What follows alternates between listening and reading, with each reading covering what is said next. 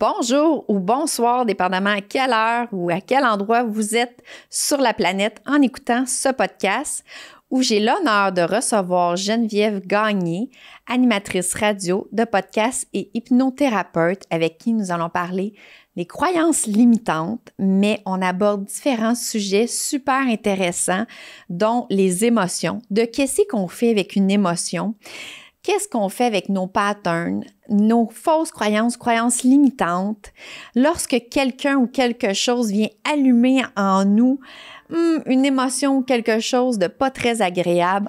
Je m'arrête ici et je vous laisse écouter l'épisode qui fut très enrichissant. J'ai vraiment passé un super beau moment avec Geneviève. On a partagé beaucoup. Geneviève se vulnérabilise beaucoup par beaucoup de ses propres vécus, autant personnels que professionnels. Et évidemment, à travers tout cela, on partage des pistes de réflexion ainsi que des pistes de solutions. Bonne écoute!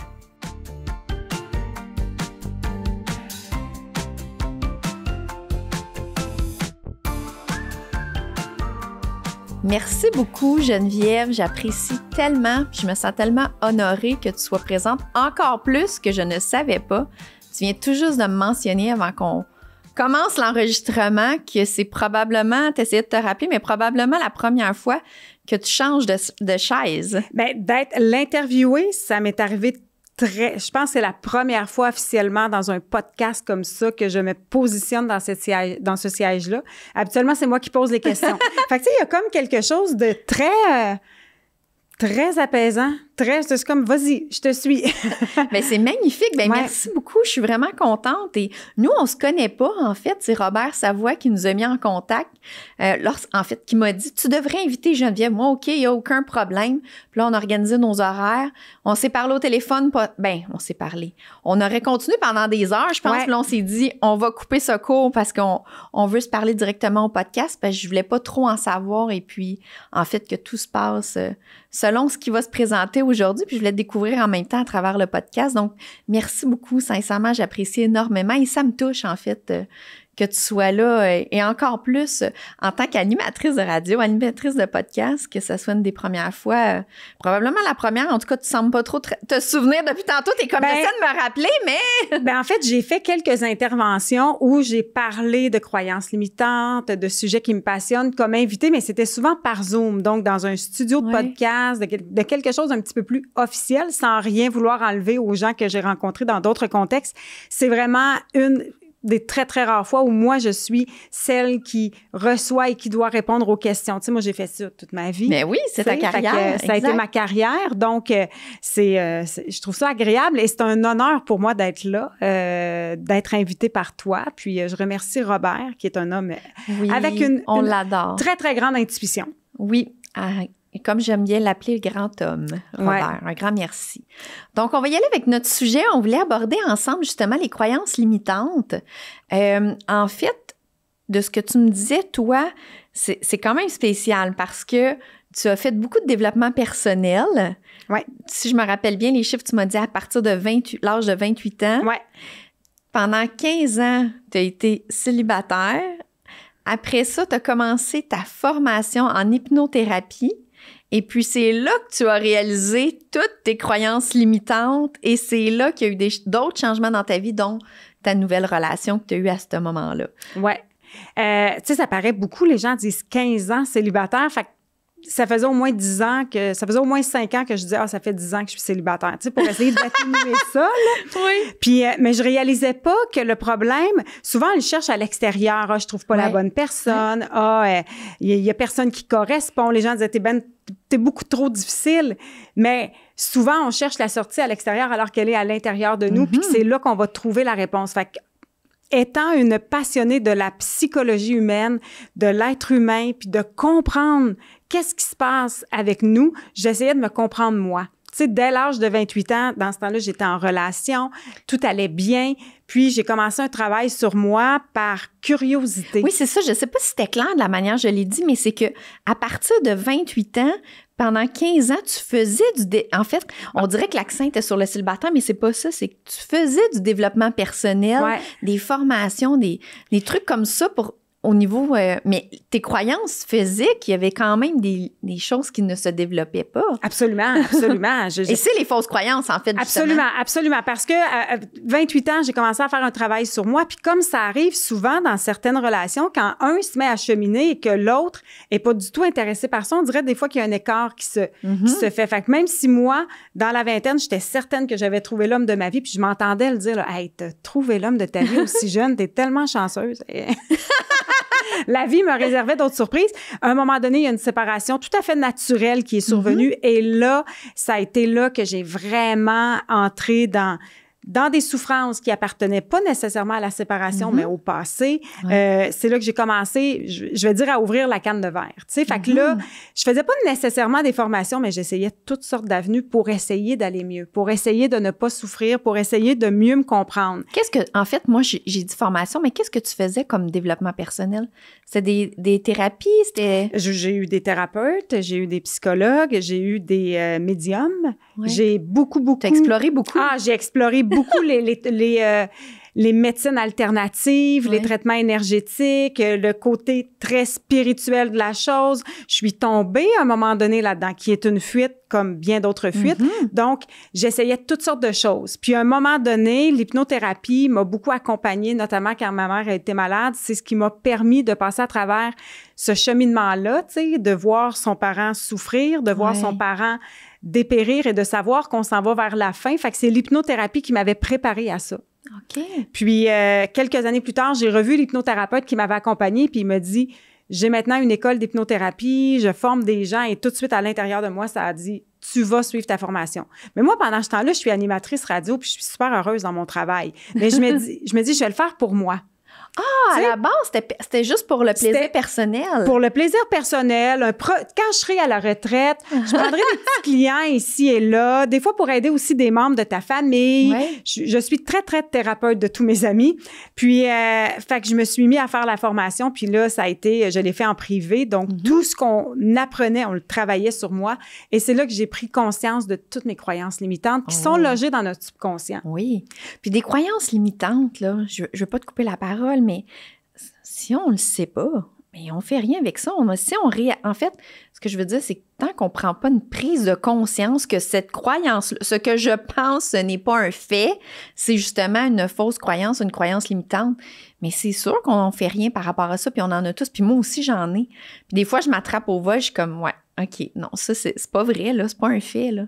Tu sais, notre petite voix intérieure, tu sais, je l'appelle des fois le gobelin, ta petite voix intérieure, elle est là pour te protéger. C'est comme ton armée qui est là pour te protéger de la souffrance. Elle va t'en raconter toutes sortes d'histoires pour éviter que tu puisses ressentir toute émotion. Mais en fait, le cerveau est fait pour nous protéger. Exactement. Donc, d'où partent tous ces éléments-là? En fait, pas juste notre petite voix, je rajoute à ce que tu dis, on va avoir aussi des réactions où on va faire des choix, mais c'est toujours dans le but de nous protéger. Mais le problème, c'est que notre cerveau ne sait pas l'information qu'il traite si elle est vraie ou imaginée. Tout à fait. Donc, c'est d'où là partent nos fausses croyances. Eh bien, pas juste ça, aussi notre passé, des choses qu'on s'est fait dire, les croyances de notre moment, de notre société à ce moment-là, notre famille. On en a beaucoup des croyances, des fausses croyances. Bien, des fausses croyances, absolument. Tu sais, des fois, c'est juste un événement qui va arriver durant l'enfance, la façon dont tu vas l'interpréter va devenir ta vérité. Oui. Puis tu vas grandir avec ça sans jamais en parler à personne. Puis à un moment donné, tu vas faire « wow ». Tu sais, moi, je viens d'une famille hyper sarcastique. C'est notre humour préféré. J'adore une blague qui est punchée, elle peut être baveuse. Je trouve ça vraiment très drôle. Ma mère était vraiment une des personnes les plus drôles que je connaissais, tu sais. Mon père aimait moins ce type d'humour-là. Fait que quand on arrivait avec la famille de ma mère, écoute, c'était mais plusieurs Mike Ward, autant féminine que masculine dans la même place. Ça pinait, ça punchait, on se riait, on se tapait ses cuisses. Mon père, lui, qui devenait souvent, parce que lui, il trouvait pas ça drôle, devenait souvent... C'est sûrement sur lui que vous vous mettez à faire des blagues. C'est lui qui se retrouvait... Lui, il aimait pas ça. Lui, ça le blessait. Puis je voyais mon père dans son visage, dans la façon de serrer la mâchoire, dans la façon... Son non-verbal m'indiquait « j'aime pas ça, mais je parle pas ».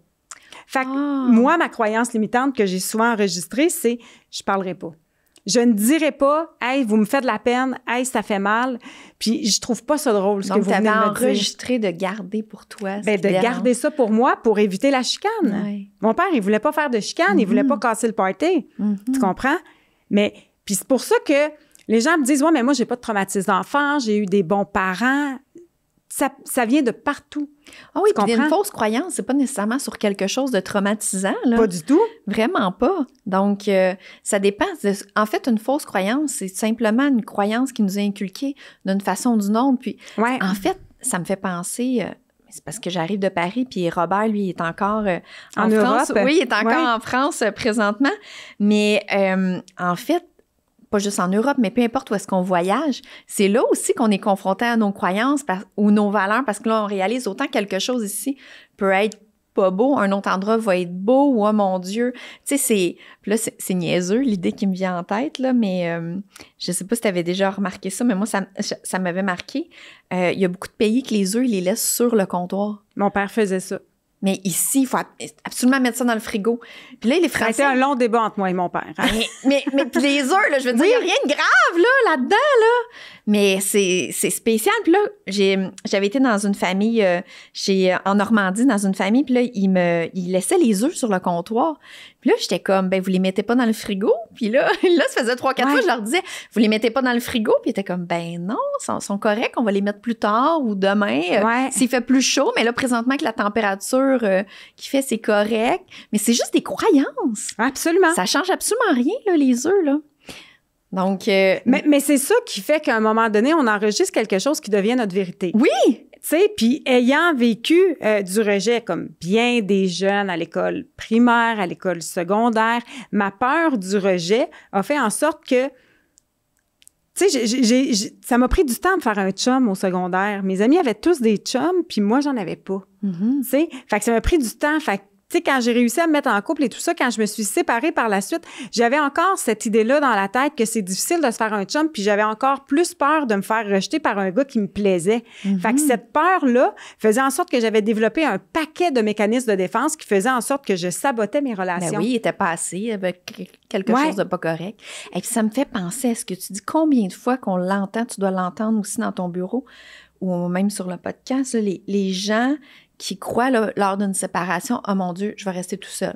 Je rencontrerai plus. » Ça, c'est quelque chose qui est vraiment envahissant au niveau des gens, mais c'est des fausses croyances. Ben oui, ou je suis pas prête à rencontrer, je suis trop occupée. Moi, souvent, j'entends ça. J'aurais pas le temps, de toute façon, d'avoir un chum. C'est une fausse croyance. Exact. Parce que quand tu tombes en amour, les choses se trouvent le temps aussi. Ça devient un soutien, ça devient un support. Tu trouves le temps, tu sais. Moi, plus j'avançais dans mon célibat, plus je me disais, je serai jamais capable de revivre avec un homme, tu sais. Puis quand j'ai rencontré mon chum, tu sais, il faut comprendre que mon chum a 8 ans de moins que moi. Lui, s'était séparé en novembre, je le rencontre en avril. Moi, ça fait 15 ans que je suis célibataire. Lui, ça fait 2 minutes et demie.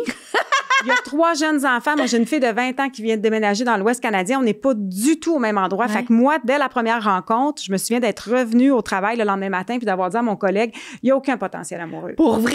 C'est zéro puis mort. Premièrement, il parle trop. Deuxièmement, il a 3 enfants. Tu sais, il est jeune. Fait que pour moi... Mais parce que j'avais fait de l'hypnothérapie puis que je savais que tout ça, c'était des mécanismes de défense puis des freins, à un moment donné, j'ai juste laissé tomber mes barrières. Puis j'ai fait, il arrivera ce qui arrivera. Tu sais, puis finalement, ça fait 3 ans qu'on est ensemble. C'est la relation la plus saine et la plus simple que je n'ai jamais eue dans ma vie. Puis mon chum, de par son processus, oui, ça a été court, mais il a fait exactement ce qu'on doit faire quand on se sépare. Lui, il est rentré dans sa douleur, il l'a accueilli, il l'a ressenti jusqu'à ce qu'elle se libère. Puis il s'est mis au centre de sa vie. Il a pas... Fait que moi, j'avais les radars allumés. Là. Je vais le scanner. C'est un dépendant affectif. Est-ce que je suis un rebound? Fait que je faisais attention à tout ça, tu sais. Puis à un moment donné, il m'a juste dit, pourquoi tu laisses mon passé avoir un impact sur notre avenir? J'adore. Fait que j'ai fait, OK. Puis, tu sais, je serais passée à côté de quelque chose, tu sais. Est-ce que je suis passée à côté de belles relations quand j'étais plus jeune? Assurément. Mais je dis toujours, la vie est toujours à l'heure. Donc, je m'en fais pas avec ça. Ça fait partie de mon cheminement. Mais c'est sûr que j'ai laissé passer des hommes qui auraient mérité que je leur accorde de l'attention beaucoup, beaucoup parce que la peur d'être rejetée était omniprésente. Donc, je faisais arriver des événements pour être en contrôle de ce rejet-là. Fait que je pouvais pas dire que je m'étais fait rejeter, je m'étais moi-même auto-rejetée. Il était pas à la hauteur, c'est toi qui trouvais il était pas à la hauteur. Hey, moi, là, j'ai dit... Tu sais, ça faisait beaucoup rire mes anciens patrons, mais j'avais déjà arrêté une fréquentation parce qu'il avait épluché son orange dans la voiture. Puis là, eux autres, ça les faisait rire, là. Puis ils étaient comme, j'étais là, non, mais tu manges pas ton orange dans une voiture, ça se fait pas. Oui, mais tu l'as laissé pour ça. Ben, j'ai dit probablement qu'il y avait plein d'autres choses où il y a ce moment-là où tu tombes en amour qui est quand même aussi épeurant. Oui. Tu sais, quand tu as vécu des blessures, quand tu as vécu du rejet, si je m'attache à quelqu'un, j'augmente les risques que cette personne-là puisse un jour me rejeter, tu comprends? Bien, tout ça, c'est des mécanismes qu'on met en place pour se protéger qui, finalement, si on n'en prend pas conscience, on peut... Puis il y en a plein d'autres, là. Tu sais, on parle de relations amoureuses, mais dans la vie professionnelle, combien de gens ont peur du succès sans en être vraiment conscients, tu sais? Combien de gens ont peur de l'argent, tu sais, ou qu'ils ne croient pas être aptes à avoir de l'argent, tu sais? Fait que... Sauf que si on ne s'abandonne pas soi-même, les autres ne peuvent pas nous abandonner. Ouais. Il y a ça, par contre. Mais on s'abandonne tellement. En couple, oui. Oui, facilement. Mais même dans nos relations. Oui. Tu sais, combien de fois tu vas éviter de dire ce que tu ressens pour ne pas avoir l'air d'une personne lourde, pour ne pas créer de conflit. Mais c'est là qu'on s'abandonne. C'est là qu'on s'abandonne. Je pense à ton papa qui était assis puis qui disait rien. Il s'abandonnait à ce à moment-là chaque fois. Pour éviter le conflit. Mais c'est là qu'on s'abandonne. C'est lorsqu'on nomme pas ce qu'on pense, lorsqu'on ne se respecte pas soi-même, qu'on s'écoute pas, en fait, soi-même. Tu sais, lorsque tu dis oui à une invitation alors qu'à l'intérieur de toi, ça te dit « Ah non, tu as juste le goût de rester à la maison », c'est de l'abandon de soi-même. Exact. Tu comprends?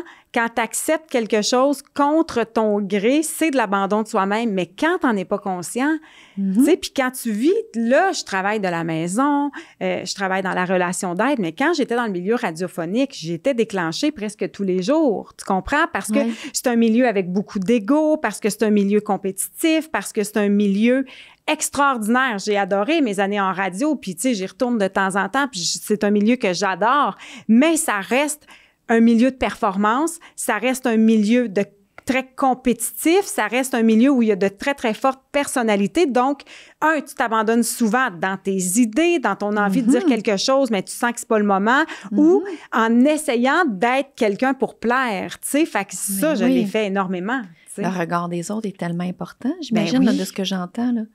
Mais oui, si je suis moi-même, puis que finalement, ça fonctionne pas, et qu'on me congédie, c'est moi qu'on va congédier. Fait que tu joues à un personnage comme ça. Tu sais, je l'ai fait pendant plusieurs années. À un moment donné, j'ai laissé tomber les masques, mais c'était quand même... Tu sais, c'est formaté. Ouais. Donc, tu parles de ce qu'on te demande de parler. Tu sais, c'est vraiment un univers comme ça. Puis c'est correct aussi, mais ça reste que... J'étais beaucoup plus déclenchée à ce moment-là. Exact. Et ça renforçait ton côté de te protéger, d'être en apparence, de ne pas dire pour ne pas déplaire. Donc, lorsqu'on parle des croyances limitantes, on peut en avoir une qui se solidifie à travers les événements qu'on vit dans notre vie. Nos mécanismes de défense, on les répète tellement et tellement et tellement, sont tellement aiguisés, sont tellement là que même si j'en suis consciente aujourd'hui, je vais les répéter encore et encore, tu sais. Il y a des fois où je vais être capable de ne pas le faire, mais j'arrive pas encore à tous les maîtriser. C'est presque impossible. Mais c'est normal, t'es humaine. Oui. Puis tu sais, il y a une chose, c'est que aussi des fois, c'est perçu, hein. C'est pas pour de vrai, c'est vraiment perçu. Puis tu sais, ça me fait penser à une situation.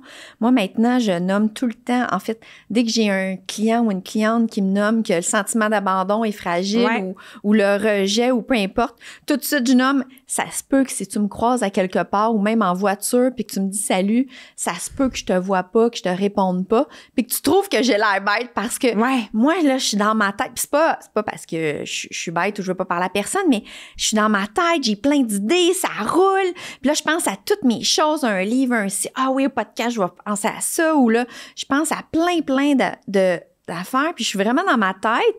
Et souvent, ça arrive que je vais avoir un sourire ou d'autres fois bête, peu importe, là. Mais on dirait que je vois pas les gens.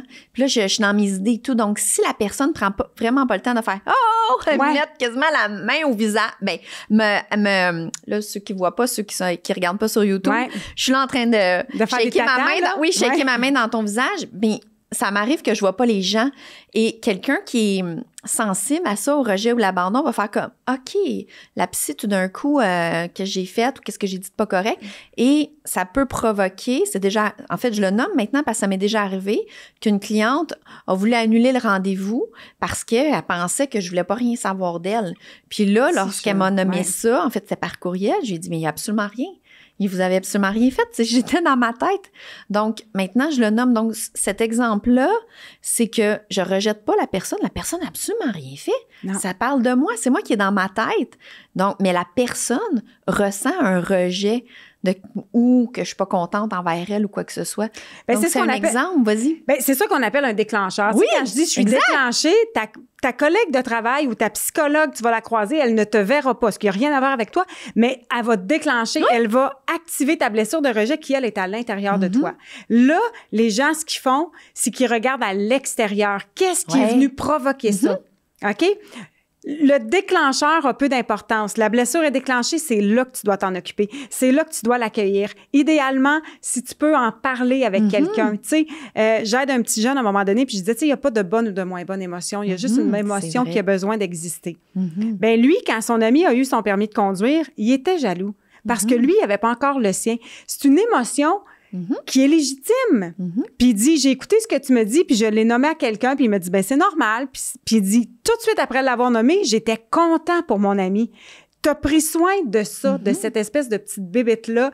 Je dis une bébête, c'est même pas une bébête, c'est l'émotion. Tout simplement. Exactement. C'est vraiment intéressant que tu nommes ça, les émotions, parce que je pense la même chose que toi au niveau des émotions. En fait, mais juste terminer par rapport à ce que tu disais, c'est vrai que c'est l'extérieur souvent qui va nous déclencher, mais puis le réflexe, on regarde, qu'est-ce qui se passe à l'extérieur, mais c'est à l'intérieur de soi qu'il faut regarder. Et ça parle de soi, tu sais. Puis en fait, les comportements et les paroles de chacun nous appartiennent. S'il y a quelque chose qui me déclenche, parce que c'est moi, comme il y a quelque chose à l'intérieur, comme moi qui est dans ma tête, ben c'est moi, ça parle pas de l'autre personne. Donc, mais ça, on n'apprend pas ça.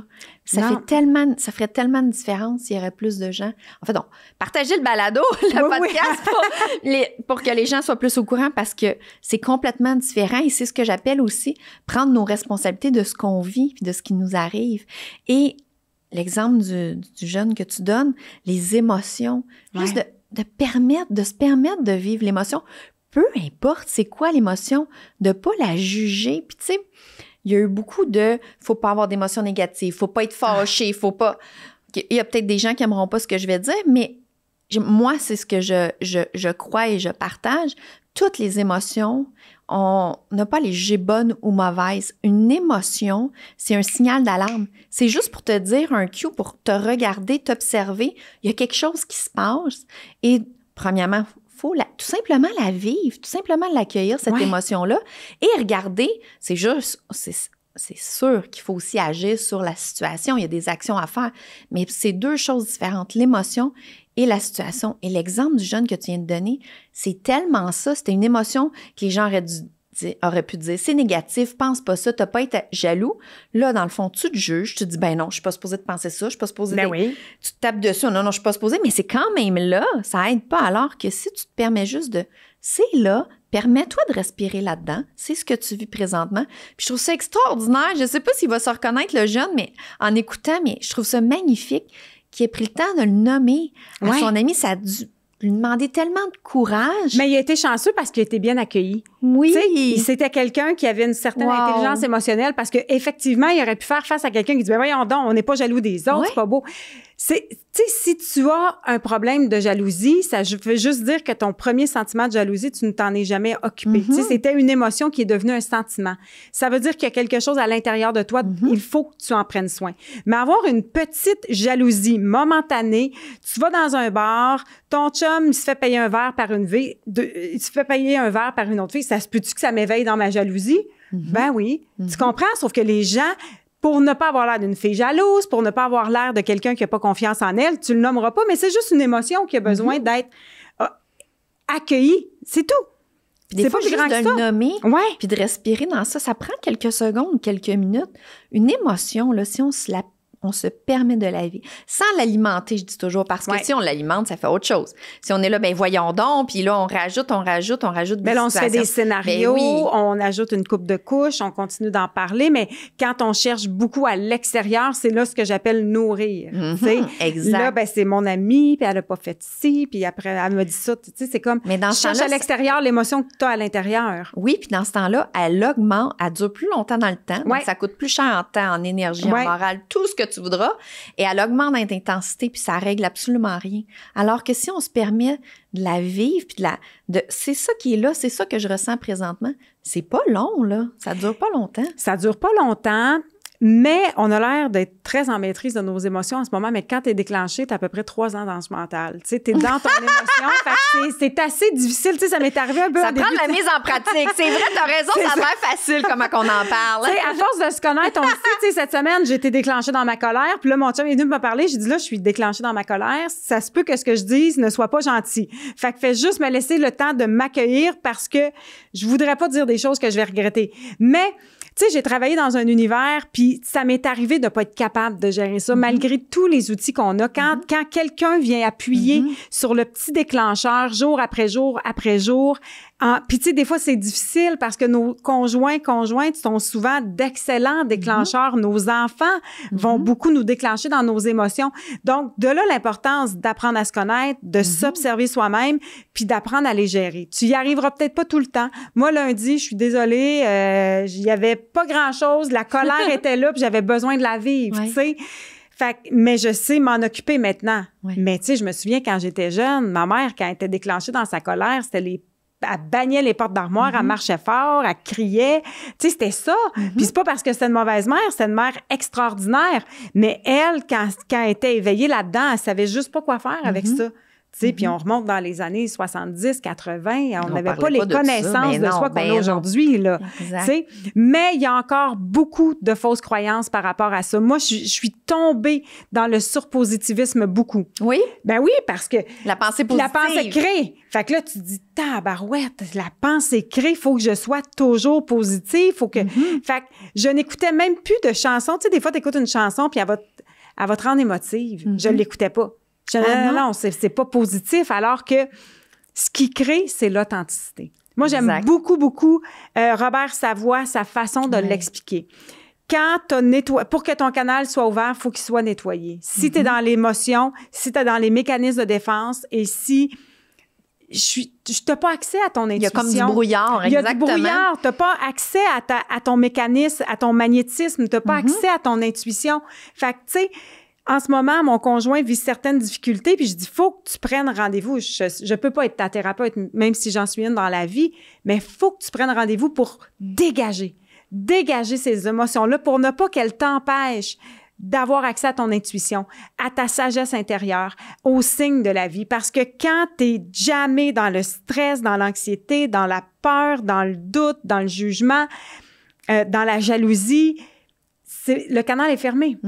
Donc, plus tu libères, plus tu peux pas y arriver tout le temps, mais plus tu t'occupes de ça, plus ton pouvoir d'attraction est grand parce que, tu sais, t'es libre, le champ est libre. C'est comme si ça circulait, là. Oui. Tu sais, l'énergie circule. Juste pour ceux qui écoutent et qui ne connaissent pas Robert Savoie, quand tu parles du canal, c'est l'authenticité, c'est qui on est, puis de pouvoir recevoir nos inspirations et tout. Exactement. Et ce qui est le meilleur, le plus haut potentiel pour nous dans ce qu'on vit. C'est d'avoir accès à sa sagesse intérieure, à sa vérité intérieure. Tu sais, moi, je parle pour moi. Quand j'ai connu Robert Savoie, pour moi, Robert, c'était un coach de vie qui avait vécu... Bon, son père s'est fait assassiner pour... résumer son histoire, son père s'est fait assassiner, puis il a pardonné, il a fait le chemin du pardon jusqu'à rencontrer et même engager un des assassins de son père. Il est venu dans un des podcasts, Robert, donc je mettrai le lien de l'épisode sous la vidéo. C'est ça. Mais par la suite, je suis allée faire les retraites avec Robert, puis je me souviens, mon chum était à côté de moi, puis des fois, je pleurais, puis il était là, mais pourquoi tu pleures? J'étais là, mais c'est parce que c'est pour moi, un des plus grands thérapeutes au Québec. Pourquoi? Parce qu'au-delà de ça, son histoire de vie est plus grande que son épisode avec son père. C'est un homme qui a eu une enfance difficile. C'est un homme qui a eu écoute, tous les mots que quelqu'un peut avoir, il les a eus, il s'en est affranchi, il a essayé de comprendre. Et parce qu'il fait de la dyslexie, il a pris des principes psychologiques extrêmement complexes et il les a simplifiés. Et le chemin de vérité qu'il a pensé, créé et imaginé pour t'aider à libérer, c'est tout simplement du grand génie et ça fonctionne. J'ai fait quelques retraites avec Robert, puis il y a des gens qui sont là puis qui sont comme... Ça fait des années que je suis en thérapie, puis aujourd'hui, j'ai libéré quelque chose. C'est sûr que les années de thérapie n'ont pas servi à rien, ont probablement permis à cette libération-là d'arriver, mais il y a une façon de faire qui est assez unique et personnelle à lui, et c'est son authenticité. Exact. C'est son authenticité, c'est sa vérité. Il a vécu, il a marché le chemin, donc il peut vous en apprendre, tu sais. Fait que j'aime beaucoup l'expression coach de vide, tu sais. Coach de vide? Coach, ben, il y a des coachs de vie, mais il y a des coachs de vide aussi, tu sais. Puis ça s'entend, ça se ressent. Tu sais, je parlais avec Sylvain. Mais il n'y a pas grande formation pour être coach, hein, de vie. Ça peut être un week-end de PNL de 3-4 jours puis son coach de vie, là. Mais c'est correct parce que tout le monde peut être coach de vie. Tu sais, sans être coach de vie, en te racontant mon histoire, je peux t'apprendre des choses sur toi, puis je peux t'amener à une certaine libération. C'est ça qui est beau. Oui, mais il manque quand même tout le côté le cerveau. C'est important de savoir comment le cerveau de l'humain fonctionne parce que autant qu'on peut aider quelqu'un, autant qu'on peut faire des catastrophes et ne pas aider la personne. Donc, c'est à faire attention de ce côté-là. Mais Robert est allé chercher tout ça, lui. Bien, lui, il a tout ça. Exact. Il a tout ça, il a l'expérience, il a le vécu, il a les connaissances et il a développé sa façon de faire à lui. Donc, quand je l'ai découvert dans ses ateliers, dans ses retraites, c'est là que j'ai compris l'ampleur du grand thérapeute qu'il était parce que c'est pas ce que je connaissais avant. Fait que pour moi, ça a été une belle et grande révélation, tu sais, parce qu'il m'a... Tu sais, il voyait, là. Il me voyait aller. On enregistrait des podcasts. Des fois, il me voyait. J'étais déclenchée. Moi, je suis très performante. Puis là, il me disait, viens faire ma retraite. Là, je suis hypnothérapeute. Je n'ai pas besoin de ça. Puis finalement, quand je suis allée, ça a été révélateur parce que, tu le sais, on est tellement bon pour se convaincre. Ben oui. Tu sais, notre mental, notre armée défensive. Des tours, notre cerveau. Ben oui, notre armée toujours défensive. Pour nous protéger. Toujours. Mais elle est convaincante. Sauf que des fois, le problème, c'est qu'elle a pas toujours, notre cerveau n'a pas toujours raison de nous protéger parce qu'il n'y a pas un vrai danger. Ouais. Mais tu sais, je reviens à ce que tu disais, ça fait lien avec ce que tu disais tout à l'heure lorsqu'on parlait des émotions, puis ça avait donc ben de l'air facile, puis on était comme fait juste accueillir l'émotion, respire là-dedans, ça dure juste quelques secondes, quelques minutes, puis là, tu te dis, oui, mais moi, comme cette semaine, ça m'arrive que je reste pris dans ce qui se passe. Puis en fait, c'est normal, c'est humain, puis c'est sûr qu'on partage des trucs, des stratégies qui fonctionnent, mais on est humain, justement. Donc, ça se peut que des fois, ça fonctionne pas ou qu'on s'en rende pas compte ou qu'on s'en rend compte, mais on est tellement envahi par l'émotion qu'on n'arrive pas à juste respirer puis l'accueillir, notre émotion. Puis c'est correct aussi. Puis autant que je disais tout à l'heure, mais le jeune que tu parlais en exemple, ben que l'autre jeune avec lui l'a accueilli là-dedans sans le juger, mais je crois que soit aussi de s'accueillir dans ce qu'on vit. Puis c'est bien correct que, ben il y a une journée, je le vois, même si je m'en rends compte, ou peut-être pas, des fois on s'en rend pas compte, qu'on est déclenchant dans une émotion, on est pris dans un pattern. Mais c'est correct de s'accueillir là-dedans, de pas juger, de se permettre que c'est ça accueillir, là, c'est ça que ça veut dire. Me permettre, m'autoriser que présentement, c'est ça que je vis. Présentement, c'est ça que je pense. Présentement, c'est ça qui monte en moi. Donc, se dire, je veux pas ça, je devrais pas penser ça, c'est pas correct. Je l'ai pas vu. Là, ça, c'est se juger, c'est se mettre de la pression. Il y a rien d'aidant, puis c'est pas bon, ça. Il faut pas faire ça. Puis c'est correct. On est des humains, tout simplement, puis ça arrive des fois aussi mais c'est ça. Ça fait tant de temps que je suis dans cette situation-là. Je m'en étais pas rendu compte. Puis c'est bien normal. Puis comme tu disais, on change pas, en fait. T'as pas dit on change pas, mais t'as dit je garde mes patterns puis mes déclencheurs, mais en fait, on conserve nos patterns, nos déclencheurs. Et on en a tous. Ceux qui disent qu'ils en ont pas, je m'excuse de vous dire ce voir. C'en est un. Oui! C'en est un. Soit consciemment ou inconsciemment, vous le savez pas, ou ça peut être de l'évitement ou pour vous justement vous protéger, mais ou vous êtes jamais posé la question, mais peu importe, on en a tous. Et ce qui est important, c'est qu'il n'y a pas deux humains pareils sur la planète. On est tous différents. C'est de savoir c'est quoi les nôtres. Tu sais, moi, c'est pas important que je connaisse les tiens, Geneviève, mais c'est important que moi, je connaisse les miens. Toi, tu connaisses les tiens. Puis que là, par contre, s'il arrive quelque chose entre nous deux, qu'on soit capable de le nommer puis de s'en parler ouvertement. Autant moi, pas me juger dans ce que je pense, dans ce que je vis, que ne pas me juger à te le dire, et toi, m'accueillir de pas me juger dans tout ça. Et tout ça fait une grande différence. Bien, ça fait des relations authentiques. Oui. Tu sais, le problème en ce moment, c'est qu'on cherche beaucoup, on est beaucoup dans l'observation de l'autre. Et ramène le projecteur sur toi. Observe-toi, comment toi tu agis, comment toi tu réagis. Plus tu te connais toi-même, plus tu peux être conscient de ces mécanismes-là. Tu sais, moi, j'en ai identifié tellement. L'humour sarcastique dont je parlais tantôt, que j'adore, ça a été aussi un mécanisme de défense. Je vais rire de moi, je vais me ridiculiser pour faire rire les autres, mais c'est un manque de confiance en moi, c'est que je suis pas bien dans une soirée, fait que je vais chercher. C'est correct de l'humour, mais la façon parfois où je l'utilisais, c'était un mécanisme de défense qui ne me rendait pas service, tu sais. Du commérage. Ma mère a beaucoup comméré dans sa vie. Fait que plus jeune, j'ai beaucoup comméré, tu comprends-tu? Le temps que je parle des autres, je n'ai pas à... Ça me sécurise dans ma souffrance à moi, tu comprends-tu? On va se comparer aux autres, on va observer ce que les autres font. Je voyais des gens dans mon entourage qui se réjouissaient du malheur des autres. C'est un mécanisme de défense, tu comprends-tu? Il y en a plein de mécanismes de défense, comme moi, le positivisme, à un moment donné, était un mécanisme de défense pour ne pas ressentir ce que je vivais vraiment à l'intérieur de moi. Là, aujourd'hui, quand j'écoute une chanson puis qu'elle me fait pleurer, je trouve ça le fun. Quand je parle à une amie puis qu'elle se met à pleurer, je suis comme « Reste là, t'es à la bonne place, mon ami, je t'écoute, je t'entends, je te reçois, tu libères. » Puis tu sais, mais chez les hommes, c'est encore plus grand que ça parce que l'homme n'a pas le droit de parler. On parle de pleurer. Il y a tellement de fausses croyances avec les hommes. Combien de fois je l'entends? Je sais pas si tu l'entends aussi. Ben non, je peux pas, ou c'est faible, ou voyons donc, un homme, ça pleure pas. Ça n'est toutes des fausses croyances, ça! Vous êtes un humain, vous vivez quelque chose. Tout ce qu'on dit, ça s'adresse à tout le monde. Homme, femme, peu importe l'âge, peu importe sur la planète où est-ce que la personne se situe. Puis tu sais, mon chum...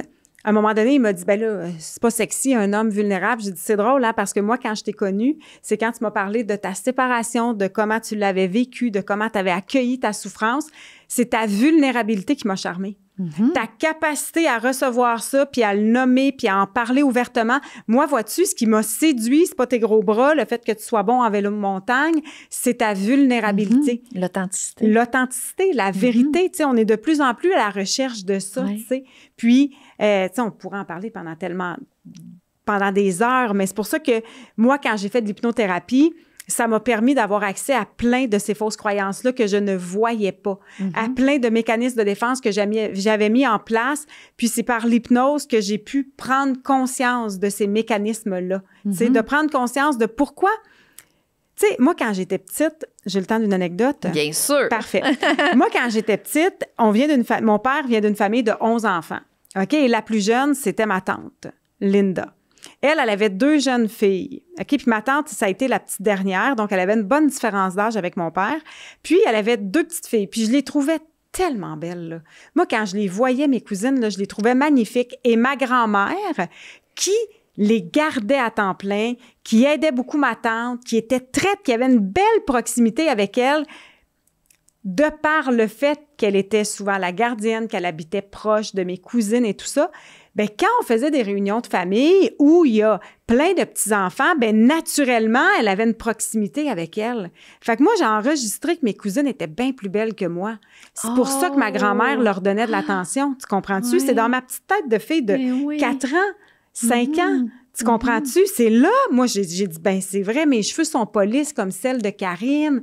Tu sais, je me comparais déjà à cet âge-là. Fait que moi, j'avais enregistré que ma grand-mère...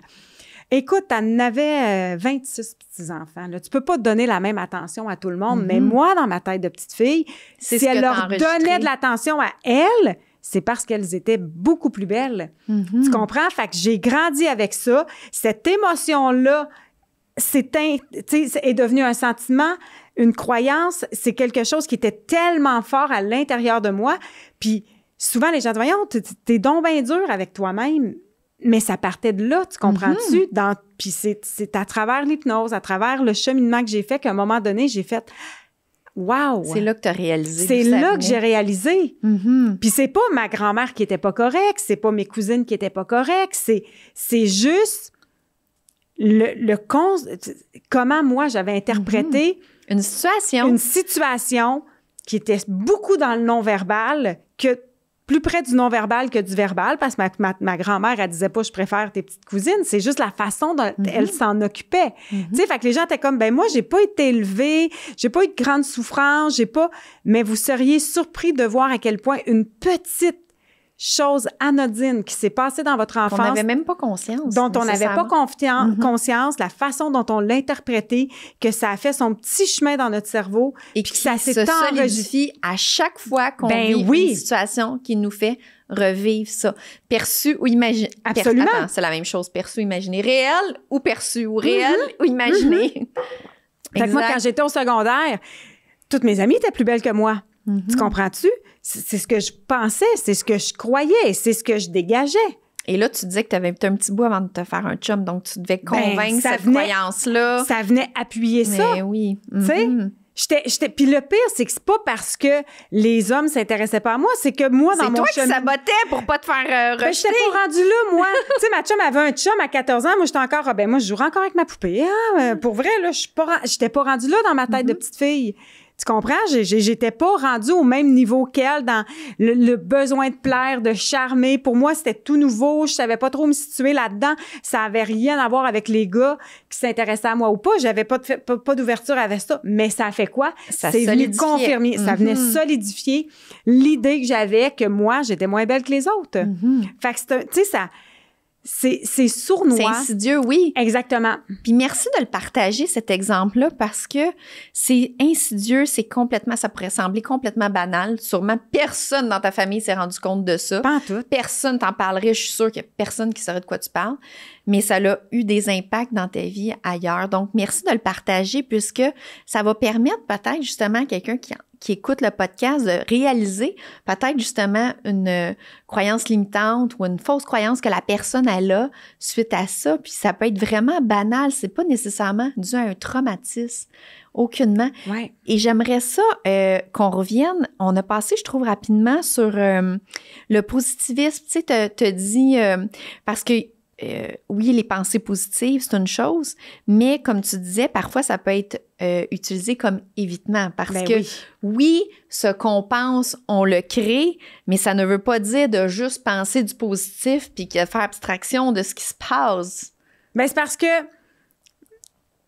l'authenticité, c'est là ta plus grande vérité. Tu sais, c'est là qu'elle se trouve, ta vérité. Si en ce moment, on se parle et que je vis une émotion puis que ça me déclenche dans ma tristesse, c'est là que je vais toucher les gens. C'est là parce que ça va être vrai. Tu comprends? Donc, cette vérité-là, elle est plus puissante et elle est beaucoup plus créatrice parce qu'elle vous permet... Là, je vous dis pas de... Tu sais, j'ai des clients qui sont venus me voir, tu sais, puis qui m'ont dit, écoute, je suis encore dans ma souffrance de ma séparation depuis 1 an et demi. OK, on va aller voir pourquoi t'es pris là-dedans. Tu sais, puis souvent, on va réaliser que c'est sécurisant. Ouais. Tu comprends? Je n'ai pas à passer à la prochaine étape. Ben oui, c'est du sécurisant connu. Parce que c'est du connu, pas parce que c'est nécessairement confortable. Le cerveau humain est fait en sorte qu'il préfère la souffrance à l'inconnu. Oui, parce que l'inconnu, c'est souffrant, puis il s'imagine toutes sortes de situations. Exactement. Mais ça, il connaît ça. Ta souffrance, il la connaît. Donc, mais ta vérité, plus tu es dans ta vérité, plus ton canal est ouvert, plus tu te permets d'exister dans qui tu es. Et là, c'est là que, tu sais, je sais pas, avoir accès à... Tu sais, vous le savez, quand... notre authenticité de quand on dit on est sur son X, exact. Je suis sur mon X, on dirait que tout va bien, tout se passe bien. Ça s'aligne tout seul. On dirait que les choses se présentent à nous dans ce temps-là. Tu sais, c'est comme quand tu es en amour avec quelqu'un, tu es tellement dans ton... Quand tu viens de rencontrer quelqu'un, là, les premiers mois d'une relation amoureuse, tu es tellement dans ton émotion d'amour, de réception de ça, dans la reconnaissance de cette... les gens sont comme, mon Dieu, t'es bien rayonnante, t'es bien belle. Puis là, tu te mets à avoir un pouvoir d'attraction. La seule raison, c'est que tu te permet de vivre cette émotion-là à 100%. Exact. Tu comprends? Oui. Mais ça peut être ça pour plein d'autres émotions. Et il faut le faire pour toutes les émotions, c'est ça l'affaire. Ben, c'est parce que l'émotion que certains vont juger plus négative va finir par se libérer, tu sais, va finir par émerger, va finir par laisser place à une émotion plus, si les gens veulent l'appeler comme ça, un petit peu plus positive, qui va vous amener dans une espèce, qui va vous sortir de la souffrance, en fait. Et quand tu es dans la souffrance, quand tu es dans l'évitement, et le positivisme en est un, c'est-à-dire que tu te lèves, tu dis des pensées positives, tu les répètes, mais tu ne les ressens pas. Tu les c'est incarnes ça, la pas. différence. C'est juste le mental. Ben des fois, tu peux tout simplement pas, tu sais. Moi, j'ai réalisé, puis je disais à mon chum, là, à un moment donné, j'étais comme, j'ai tout pour être heureuse. Je le sais que je suis heureuse, mais je le ressens pas. Mais je sortais d'un 2-3 ans où j'avais beaucoup castré mes émotions pour des expériences de vie qu'on va laisser dans le passé. Mais j'avais beaucoup castré ce que je ressentais pour être une femme forte, pour pas pleurer au travail, pour pas nuire à une relation de travail. J'ai beaucoup étouffé des émotions que j'ai vécues. Fait que, tu sais, moi, j'appelle ça, il y avait vraiment un bouchon qui bloquait mon canal de ressenti. Fait que même si j'ai un chum, que je suis amoureuse... que quand on bloque, on bloque pour tout, bloqué, là. Exact. C'est bloqué pour tout. Quand j'ai débloqué ça, là, j'ai pris une espèce de grand respire et j'ai senti l'énergie recirculer. Puis c'est là que je me suis dit, plus jamais je vais recastrer des émotions. J'en castre encore des fois, mais j'en prends soin plus rapidement, tu sais. Mais c'est ça le problème, c'est que beaucoup de gens vont se taire, vont ne pas accorder d'importance à cette émotion-là. J'ai pas le temps de la vivre. Je vais mettre un couvercle sur ce qui se passe à l'intérieur de moi. Et c'est à ce moment-là que vous vous coupez de toute énergie vitale ou de tout ressenti qui pourrait vous permettre de magnétiser. Exact. Et en fait, ça va vraiment encapsuler les émotions à l'intérieur. Moi, je les appelle, des fois, je donne un exemple, ça fait comme un volcan à l'intérieur ou en tout cas, ça enferme quelque chose, une boule de pas le fun qui gruge. Puis je donne l'image, là, parce que des fois, il y en a qui vont arriver dans mon bureau épuisés, en dépression ou en colère. Ils ont pété des coches, ils savent pas pourquoi. Puis là, quand on creuse, il y a des choses enfouies comme ça parce que, je l'ai nommé tout à l'heure, il y a la charge émotive. C'est une chose, c'est ce que tu viens de parler, la charge émotive. Et il y a les situations. Et il faut vivre notre charge émotive et gérer la situation, pas juste castrer les émotions, parce que les émotions vont juste s'accumuler, puis ils disparaissent pas. Non. Puis notre corps est tellement bien fait que lorsqu'on n'écoute pas les signaux, il fait juste frapper de plus en plus fort pour qu'on les écoute. Et je donne l'image que d'avoir des émotions, une charge émotive, en fait, qu'on n'a pas vécue, qu'on a éteint ou qu'on a castré, qu'on a nommé là comme vous voulez, qu'on n'a pas libéré, eh bien, c'est comme un peu sur l'ordinateur. C'est pas comme, c'est sur l'ordinateur d'avoir plusieurs vidéos YouTube, là, qui roulent en même temps, là, puis non-stop 24/24. Fait que même si vous essayez de charger la batterie de l'ordinateur, là, ou de votre cellulaire, elle vient jamais charger, puis est tout le temps en train de se vider. Ça prend beaucoup, sans qu'on s'en rende compte, de notre énergie, de notre temps, évidemment, et de notre bien-être. Ça a un impact, mais souvent, on n'en a pas conscience. Sur le physique, c'est drôle que tu me dises ça parce que j'ai une amie ce matin, je lui ai parlé, puis hier, elle me parlait à quel point elle se sentait fatiguée. Puis hier, elle a fait une formation avec Robert, elle a mis le doigt sur une émotion qui était prise à l'intérieur d'elle-même, puis elle dit juste de la nommer lors de la formation, d'en parler. Elle dit, j'ai senti... Elle dit, après ça, j'étais plus fatiguée. Puis elle dit, un matin, je me sens tellement en forme. Puis ça appartenait à la semaine passée. C'est une situation qu'elle a vécue la semaine passée. Elle avait pas réalisé, elle avait nommé, mais elle avait pas réalisé à quel point le fait de ne pas avoir été bien reçue et bien entendue dans ce qu'elle avait nommé lui avait fait vivre une autre émotion. Puis elle s'est pas occupée de ça. Elle dit, moi, je suis allée prendre un petit verre avec des amis. Là, l'alcool, j'ai été maganée de l'alcool. Fait que je me suis pas occupée de moi. Fait que le fait de m'en occuper hier m'a réénergisé, tu sais. Mais imagine. Mais oui, ça l'a arrêté toutes ces vidéos-là qui jouent non-stop, sans arrêt. C'est ça. C'est un bel exemple. C'est plus qu'un exemple, c'est littéralement ça. Puis pour elle, c'était une révélation de voir que cette émotion prise-là à l'intérieur d'elle-même avait un impact sur son énergie vitale, sur son énergie physique. Tu sais, j'aime beaucoup Sylvain Guimond qui dit on est physiquement ce qu'on est mentalement. C'est complètement relié. Totalement. Un est interrelié, exactement. Puis, sais, par rapport au positivisme, il y en a des fois qui me disent, puis on me disait beaucoup en France, où est-ce que tu prends ça, ta joie de vivre? Tu as tout le temps le sourire, le wow, puis rayonnante. C'est sûr que toi aussi, tu vis des choses. Je suis comme, oui, moi aussi, je vis des choses. Et je fais pas abstraction. Et ma joie de vivre, j'ai vraiment une joie à l'intérieur qui rayonne vraiment un wow. Je fais pas semblant mentalement, comme tu disais tantôt, de castrer les émotions puis de dire, ça va bien, puis je me dis que ça va bien. Non, je vis mes émotions, je gère les situations et je fais le choix d'être dans le moment présent puis d'apprécier. En fait, l'appréciation, c'est quelque chose de vraiment puissant. Puis, c'est ce que les gens nomment la gratitude. Moi, j'aime bien dire l'appréciation parce que je trouve que ça a tellement été vendu, la gratitude. Faites des gratitudes, que les gens le font comme tu le nommais tout à l'heure. Ah, ils écrivent ou ils se disent dans leur tête 10 gratitudes le matin, 10 gratitudes le soir. J'ai une belle voiture, je suis contente. Mais c'est pas ressenti. Mais pas ressenti. Non, c'est juste comme un checklist mentalement. Donc, oui, on se mène notre cerveau à avoir dans le positif, mais ça fait pas l'effet que je vais nommer. En fait, c'est pour ça que je dis de prendre un moment pour ressentir l'appréciation ou la reconnaissance pour quelqu'un ou quelque chose. Donc, c'est des gratitudes, mais tu sais, quand je dis prendre le temps, ça peut prendre une seconde et quart. Tu sais, juste comme hier. En fait, c'est hier qu'on s'était parlé au téléphone, puis j'étais comme « Wow, merci Robert de m'avoir présenté Geneviève. » Tu sais, juste ça m'a pris peut-être une seconde dans ma tête, mais ça m'a tellement fait un wow parce que je le ressentais pour vrai. Et c'est prouvé scientifiquement que lorsqu'on ressent ça, dans notre cerveau, il y a des sécrétions d'endorphines et de sérotonine qui sont les hormones du bien-être et du bonheur. Donc, moi, c'est l'élément que je rajoute après avoir vécu ton émotion, la libérer, tu gères la situation, regarde qu'est-ce que tu peux faire par rapport à ça, peu importe ce qui est là, mais d'avoir de la reconnaissance, de l'appréciation pour quelque chose, là, ça te ramène du wow, mais c'est vrai, c'est un vrai ressenti, c'est pas juste, OK, là, ça va pas bien, là, telle affaire, je vais mettre ça de côté, je vais aller voir mes amis, puis je vais apprécier telle chose. C'est vraiment, en fait, faites l'expérience, ceux qui écoutent, vous allez voir la différence, et en passant, ça se peut qu'au début, c'est sûr que moi, mon wow, tu sais, j'ai la joie de vivre vraiment, je le ressens vraiment comme un wow à l'intérieur. Je sais pas comment l'exprimer. C'est comme si ça part de l'intérieur jusqu'à l'extérieur.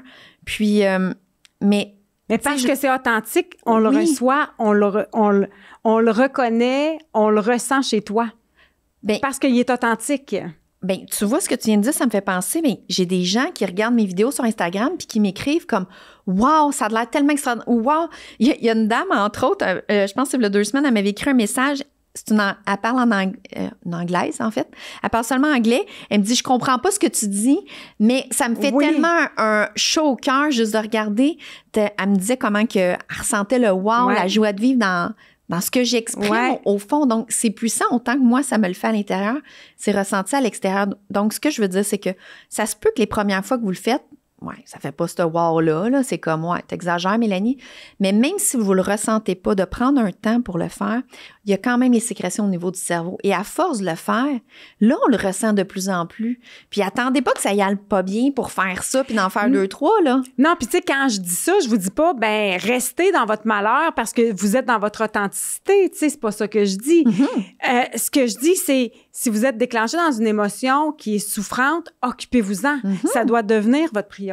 Exact. Vous devez trouver une place où exister. Puis si dans votre entourage, pour l'instant, il n'y a pas de ces relations-là où vous pouvez vous permettre de nommer, d'exister dans votre souffrance, il existe d'excellents thérapeutes. Puis oui, on dit que c'est difficile à trouver aujourd'hui, mais il y a toutes sortes d'alternatives puis il y a de l'accessibilité. Quand on veut trouver, l'aide vient souvent à nous, tu sais. Et là, juste d'aller exister dans cet endroit-là va vous libérer. Va vous permettre de comprendre certaines choses que, tu sais, il y a l'expression qui dit « j'ai la face trop proche de l'arbre ». Là, quand t'es dans ton émotion, quand t'es dans ton stress, quand t'es pris dans une espèce de spirale de performance, de stress, d'anxiété, c'est très, très difficile de comprendre ce dont on est en train de parler, tu sais. Puis, ça s'apprend.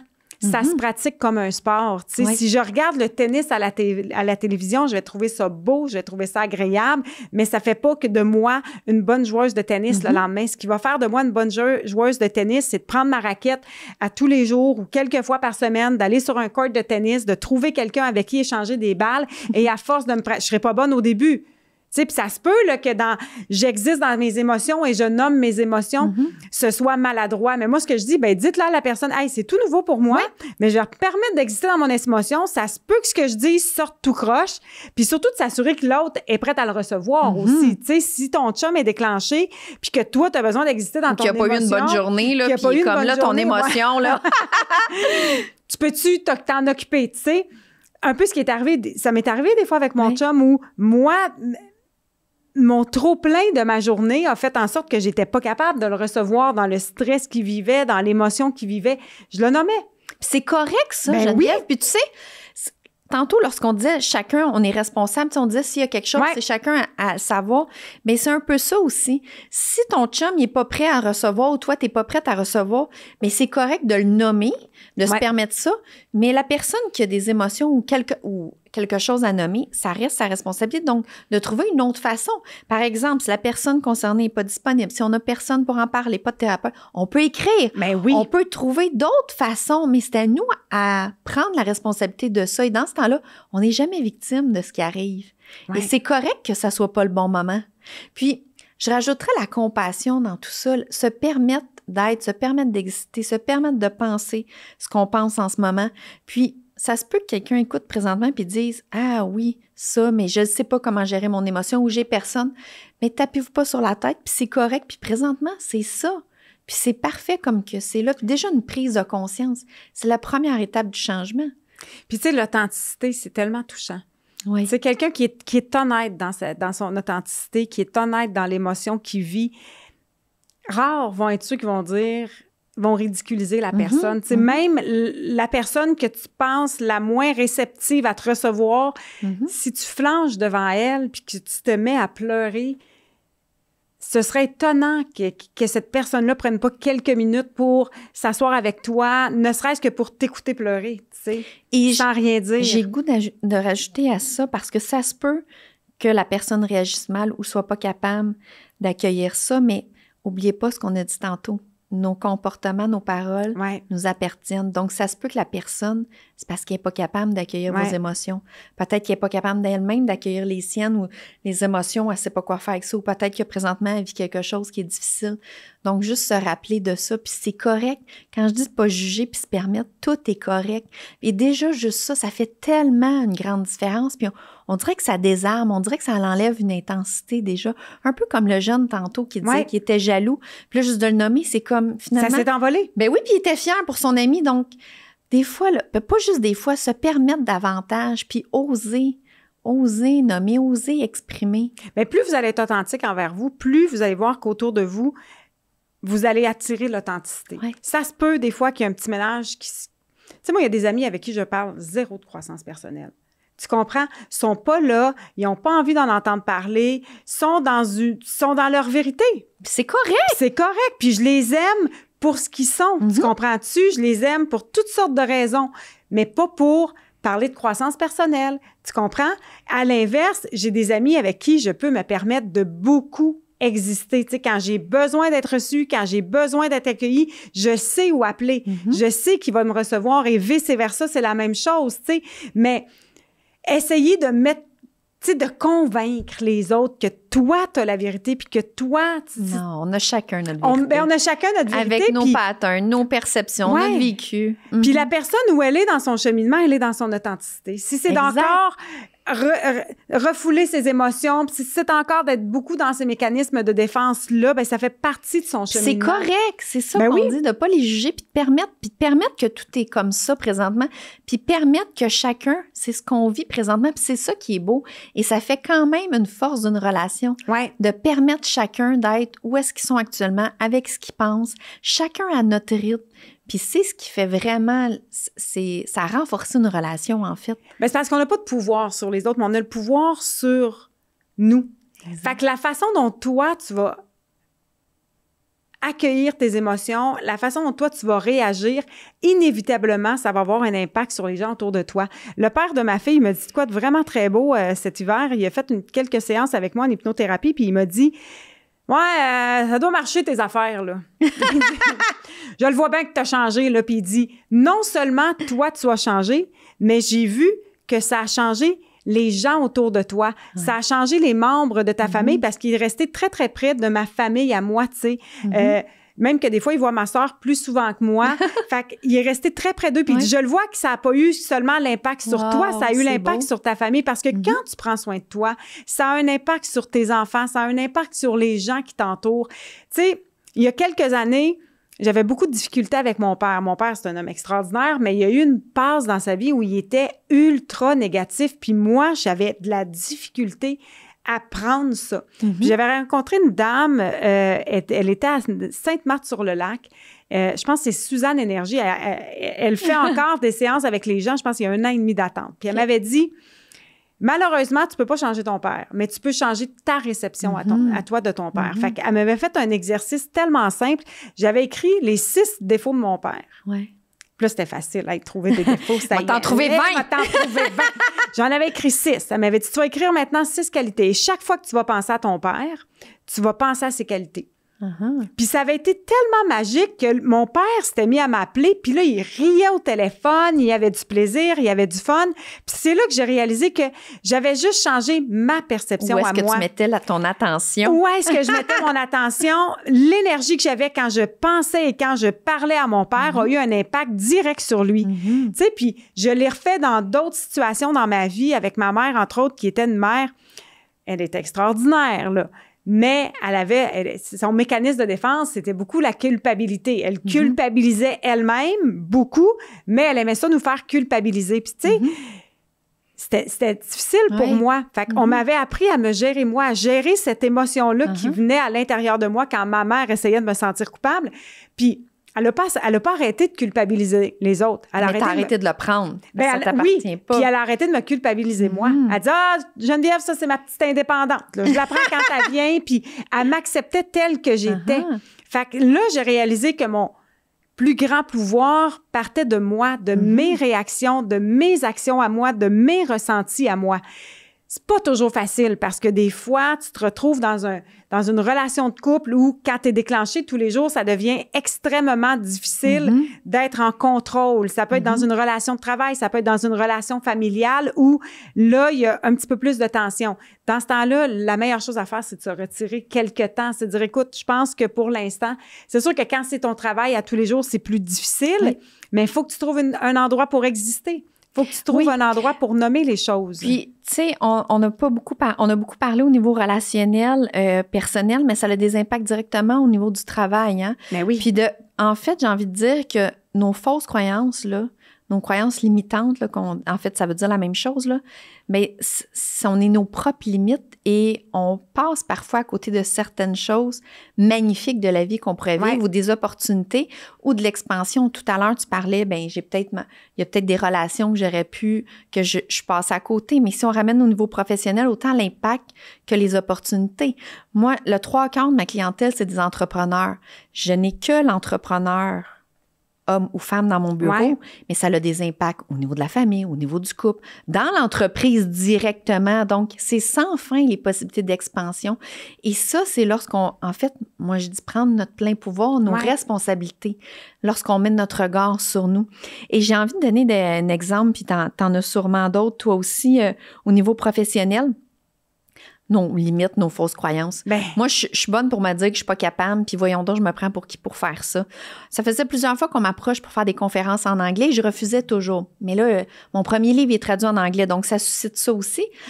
Et la dernière, j'avais refusé et ma mentor de me dire, là, Mélanie, t'es capable, là, hein? Tu sais. Moi, je serais pas capable, mais toi, t'es probablement capable.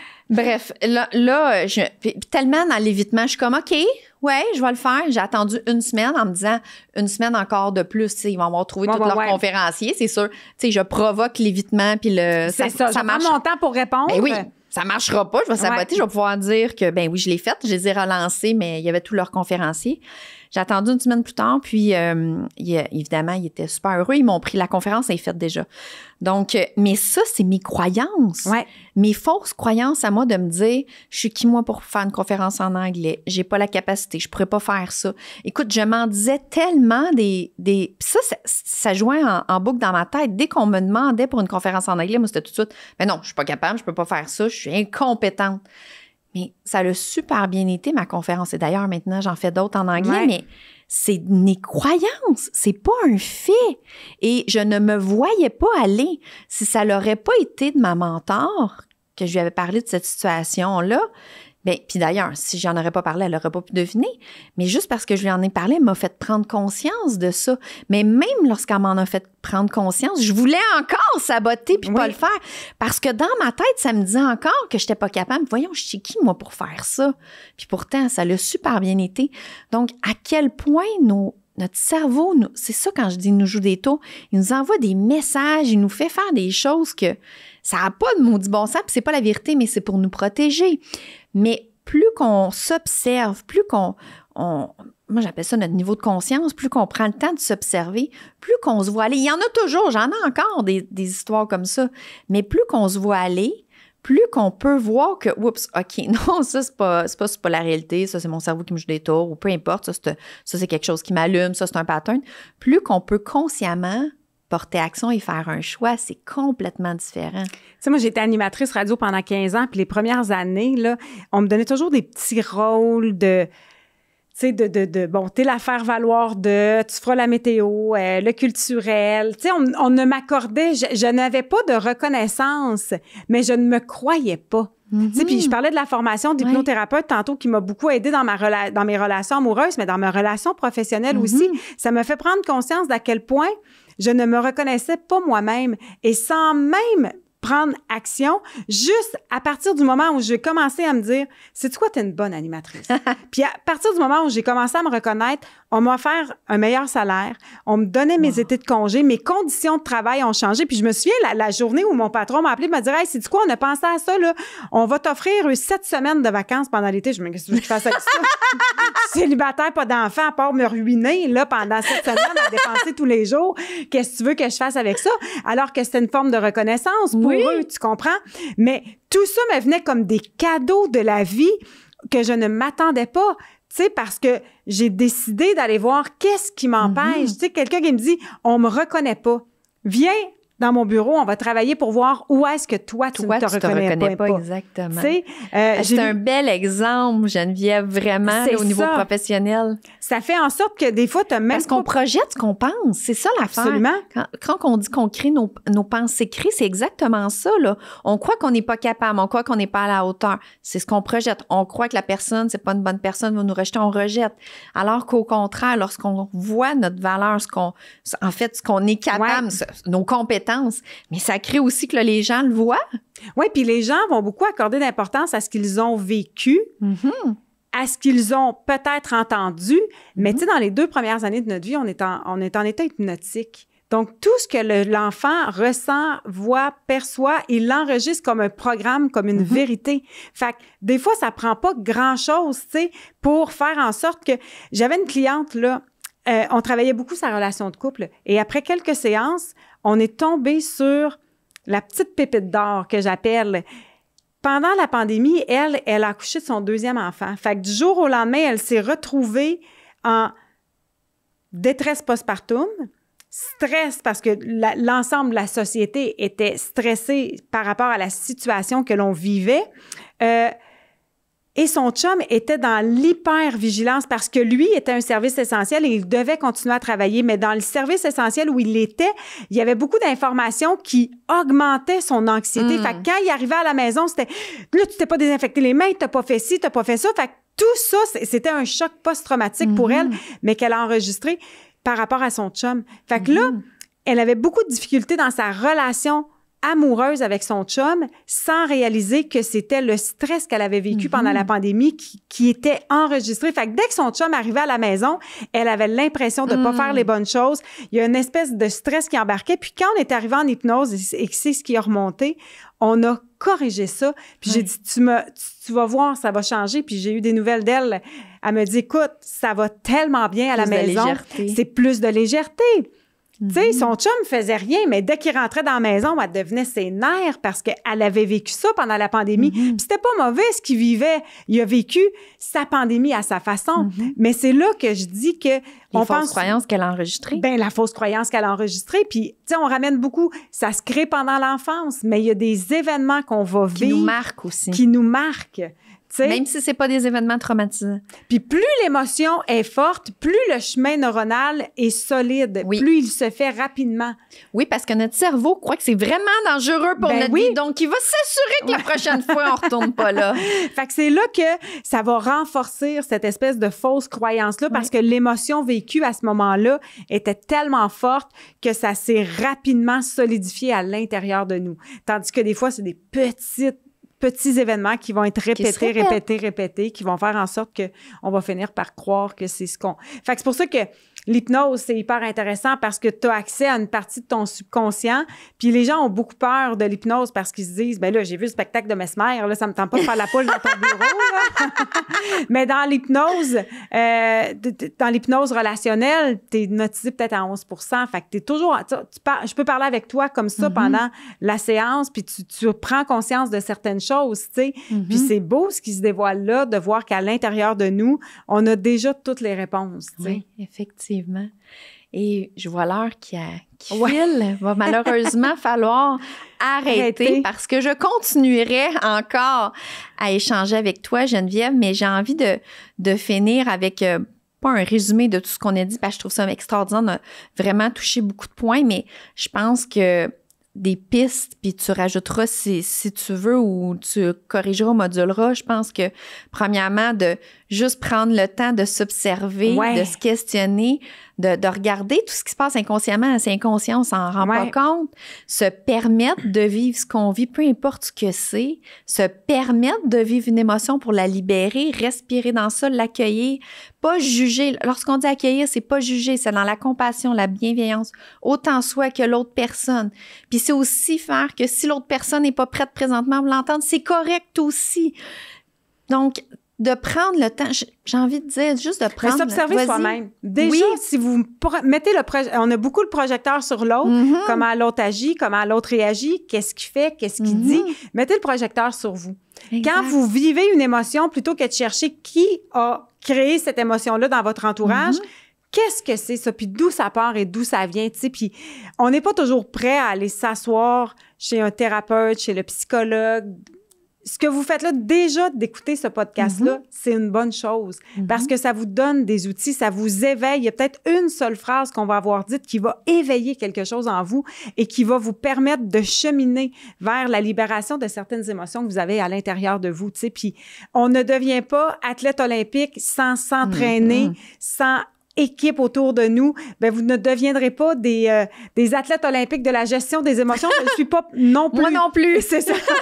Mais je pense que je suis meilleure qu'avant. J'ai une meilleure connaissance de moi qui me permet maintenant d'être moins en réaction et plus en action. Exact. En action consciente, j'aime dire. Parce que lorsqu'on est dans une émotion, on est en réaction à l'émotion. C'est pas nécessairement notre plus haut potentiel ou notre authenticité. Ah, c'est pas là qu'on est le plus intelligent. Non, en fait, dès qu'on est dans l'émotion, le rationnel est coupé. Complètement. Exactement. Donc, ça permet de pouvoir faire un choix conscient. Ouais. Un grand merci, Geneviève. Merci à toi. Ça a vraiment passé très rapidement et ton podcast, c'est extraordinaire parce qu'il parle de ces sujets-là, tu sais.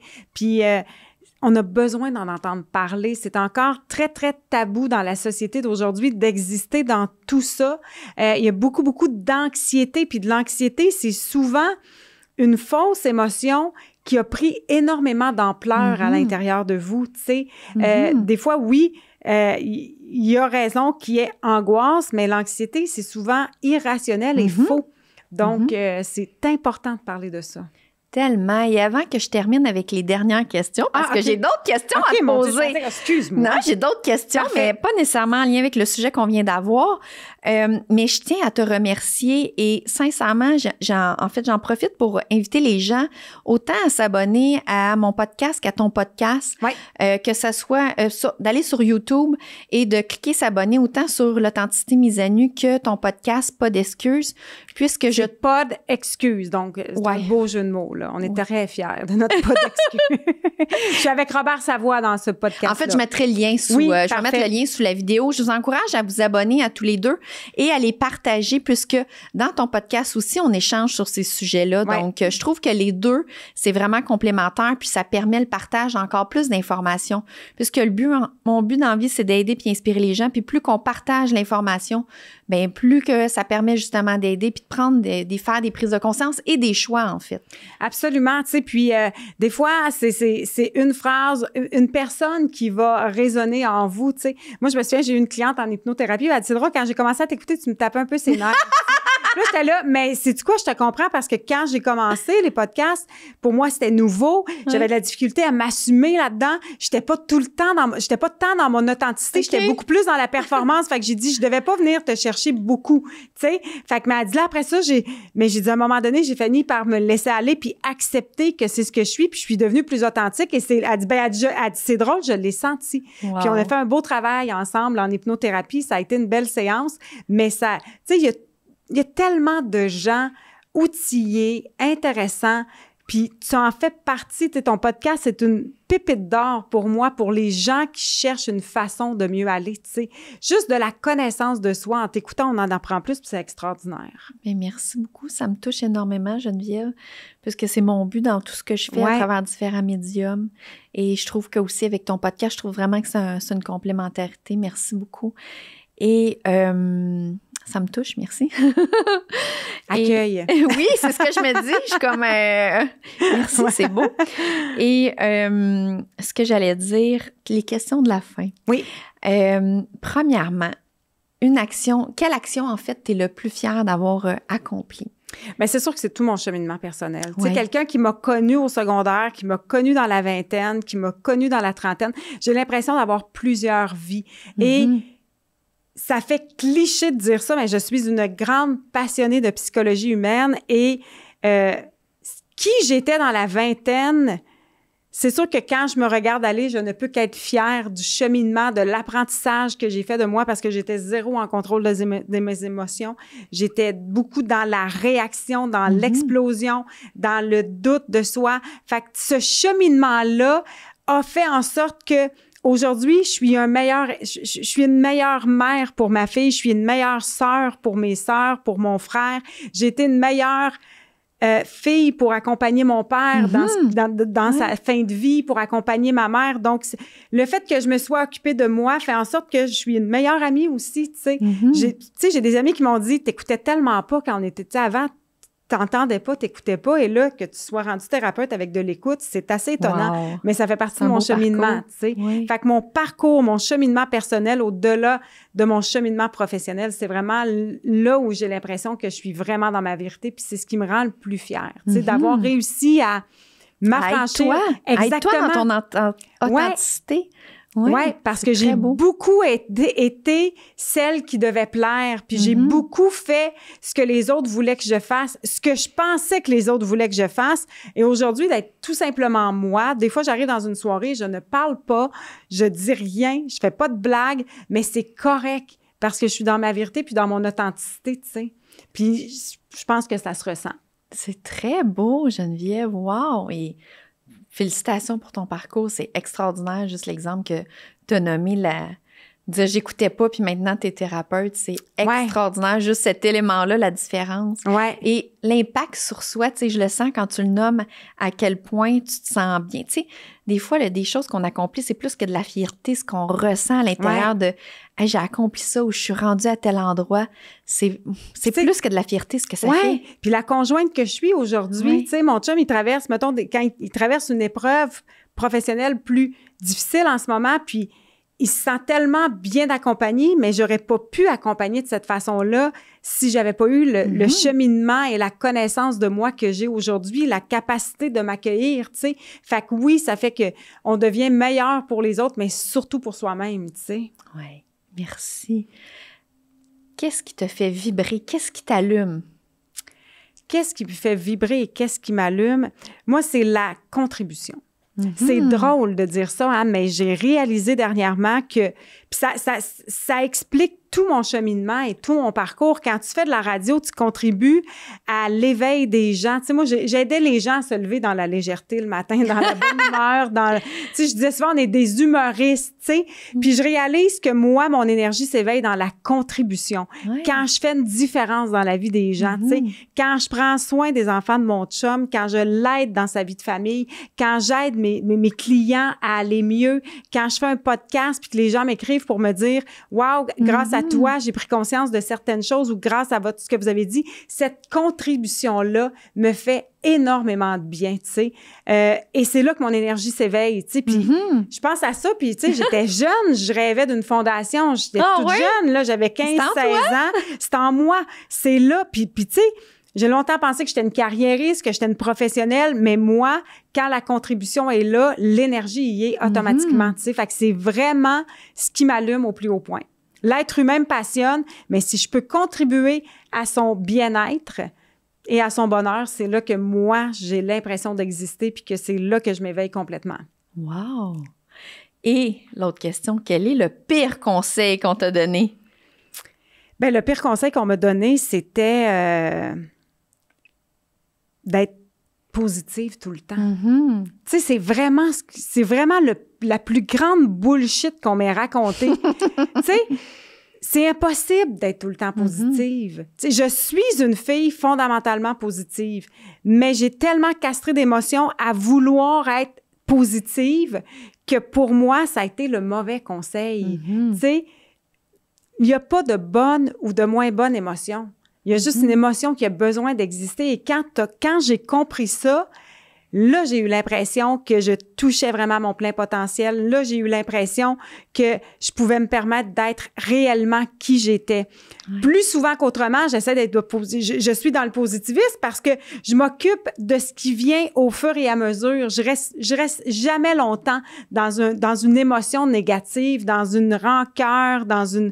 J'y étais, là. Je dis pas que j'ai appris ça, tu sais, j'ai maîtrisé ça toute ma vie. Ça m'est arrivé de rester dans des émotions plus négatives. Puis c'est correct d'être positif, puis de reconnaître, puis d'être dans la gratitude, mais jamais, jamais au détriment de ne pas ressentir ce qui est vraiment là. Puis si c'est de la tristesse qui est là en ce moment, si c'est de l'insécurité, si c'est de la peur, c'est d'abord de ça qu'on doit s'occuper avant tout. Tu sais, on doit pas faire semblant que c'est pas là en mettant le couvercle dessus avec des belles et grandes pensées positives. Pour moi, c'est le mauvais chemin à prendre, tu sais. Fait que ce serait le pire conseil qu'on m'a donné, que j'ai beaucoup cru, que j'ai enregistré, puis aujourd'hui, je le vis différemment. Wow!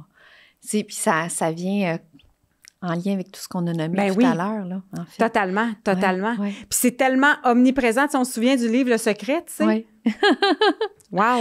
Oui, mais ça ne dit pas que l'émotion, tu sais, si tu es pris dans ta abstraction, exact. Si tu es dans ta tristesse, si tu es dans ta peine, si tu es dans ta honte, si tu es dans ta rancœur, je m'excuse, tu as beau avoir des pensées positives, le magnétisme, il n'y est pas. Occupe-toi de ça d'abord et avant tout. Tu sais, va prendre soin de... Enlever le brouillard. Enlever le brouillard, exactement. Et un ou des petits bonheurs pour toi? Les amis, la famille. Puis, je te dis, j'ajouterais les moments de solitude. Tu sais, j'ai été célibataire pendant 15 ans. De me retrouver seule à la maison, en dehors parfois d'un chaos familial, ça fait énormément de bien. Mais moi, c'est l'être humain. C'est le contact humain. C'est pas un petit bonheur pour moi, c'est un grand bonheur. Tu sais? Fait que juste des fois d'être en contact avec les gens que j'aime, c'est vraiment ce qui me nourrit le plus, tu sais. Ma fille qui est heureuse, même si elle est à l'autre bout du Canada puis que je la vois que quelques fois par année, t'es bien, t'es heureuse, tu vis ta meilleure vie, je ne peux pas être plus heureuse que ça, tu sais. Puis, tu sais, ces moments-là, ben c'est le vélo de montagne, c'est des soupers entre amis, c'est une marche, des fois avec une amie à qui tu as besoin de parler. C'est petit, c'est un petit lunch que tu as volé rapidement à une amie qui est super occupée. Vous avez eu le temps de... Tu sais, tantôt, quand je vais partir d'ici, je vais arrêter chez mon amie Isabelle, que j'adore, je vais passer 20 minutes là. Pour moi, c'est un petit bonheur, tu sais. Fait que les contacts humains, ça reste vraiment ce qui me nourrit le plus et qui éveille mon bonheur vraiment beaucoup. Wow, merci d'en avoir nommé plusieurs. Ça va donner des bonnes idées aux gens. C'est extraordinaire. Et la dernière question, tu l'as un peu nommé à travers le podcast, mais que signifie pour toi l'authenticité? L'authenticité, c'est sa vérité, c'est d'être qui on est dans tout ce que l'on ressent. Mm-hmm. Pour moi, c'est ça, l'authenticité. Tu sais, qu'est-ce que je ressens au moment présent? Tu sais, là, je suis bien, je suis confortable, j'ai du plaisir, je suis avec toi, je suis contente d'être là. Je ressens même un peu de fierté d'avoir été invitée. Je suis fière de notre conversation. Je suis dans ma vérité, je suis dans mon authenticité, dans la reconnaissance. Tu sais, tantôt, quand j'étais dans le trafic, puis que ma fille m'a appelée, puis qu'elle avait le goût de parler, puis que moi, j'étais là, cocotte, je suis comme en plein centre-ville de Montréal. Ça fait longtemps que je suis pas venue. Elle dit, t'as pas besoin d'en dire plus, maman, je comprends où tu es. Elle dit, t'auras juste à me rappeler. Mais je n'aurais pas été une bonne mère si j'avais pris le temps de lui parler dans une semi-écoute, d'être capable de le nommer. Fait que pour moi, c'est ça, l'authenticité. Tu sais, c'est d'être vrai tout le temps. Tu sais, je suis une bonne amie, je suis une bonne thérapeute, je suis capable d'aider les gens, mais il y a des matins, ça me tente pas. Puis c'est correct. Puis c'est correct. Fait que si mon amie, elle me dit, t'aurais-tu quelques minutes pour moi? Sais-tu quoi, un matin? Non. Oui, je suis dans mon authenticité. Je le fais sans blesser. Je le fais pour ma vérité à moi, tu sais. Fait que c'est ça.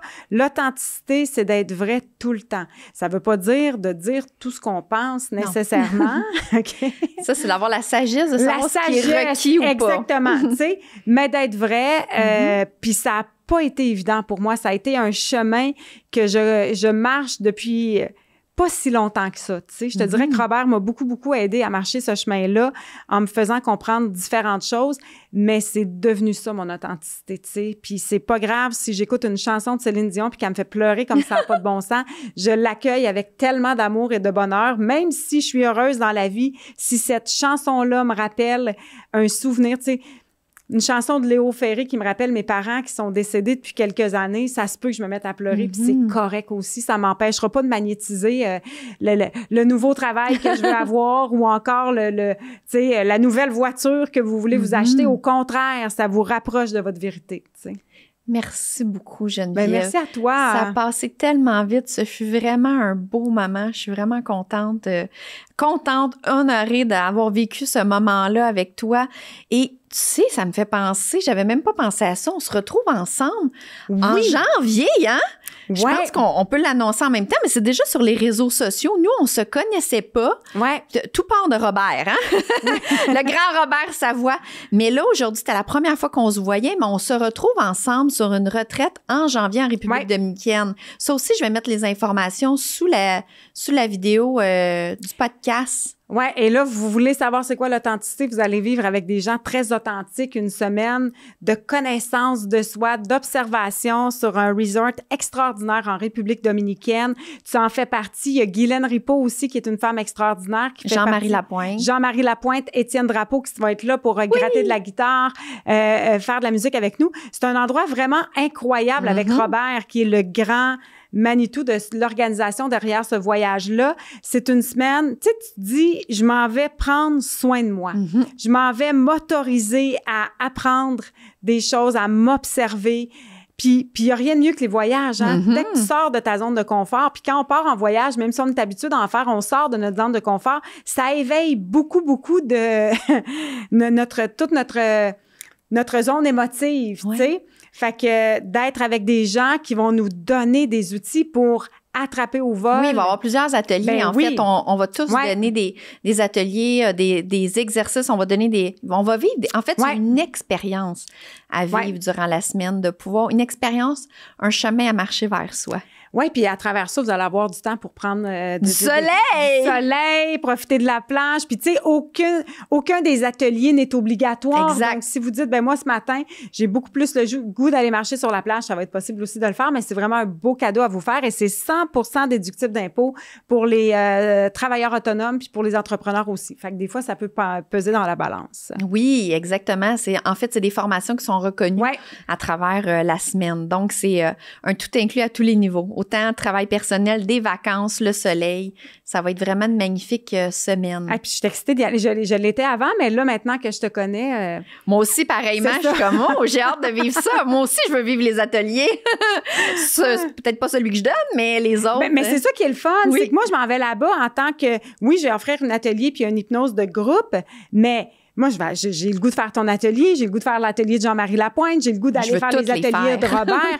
Fait que, tu sais, je vais être au même niveau que les gens qui sont là, tu sais, c'est comme... on est des humains, nous aussi. Absolument. Fait que, tu sais, fait que ça va vraiment être un beau voyage. Les gens ont jusqu'en novembre pour réserver leur place. Exact. Mais je vais mettre le lien sur le podcast, donc ça va être plus accessible plus facilement. Un grand merci, Geneviève. C'était magnifique comme épisode. Ça l'a passé beaucoup trop vite et j'ai juste hâte qu'on puisse continuer nos discussions. Merci à toi, puis merci à tous ceux qui nous écoutent. Oui, merci.